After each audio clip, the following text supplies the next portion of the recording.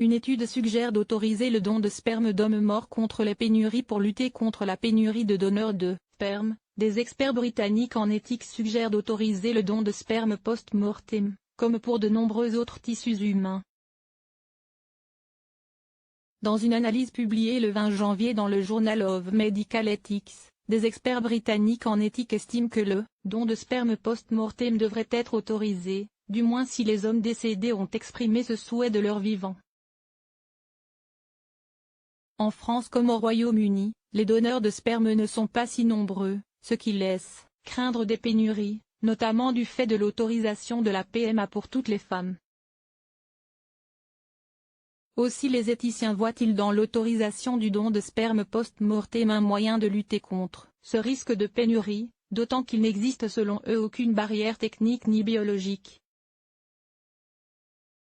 Ils réclament donc l'ajout du sperme dans la liste des tissus et organes qui peuvent être prélevés après un décès.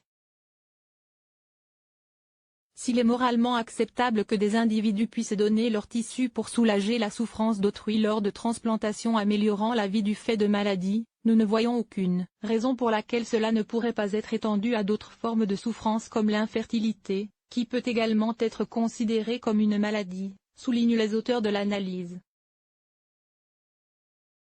Ils ajoutent que le don de sperme post-mortem pourrait aussi permettre d'accroître la diversité des donneurs, car toutes les ethnies ne sont pas toujours représentées. Les éthiciens soulignent par ailleurs que le protocole pour donner son sperme de son vivant est assez lourd. Autoriser le don de sperme post-mortem permettrait aux donneurs d'obtenir les aspects positifs de cet acte désintéressé, le fait de perpétuer sa lignée, notamment, sans les aspects négatifs ou contraignants. Concrètement, le sperme peut être recueilli après un décès grâce à une stimulation électrique de la prostate, ou par un prélèvement chirurgical, avant d'être congelé.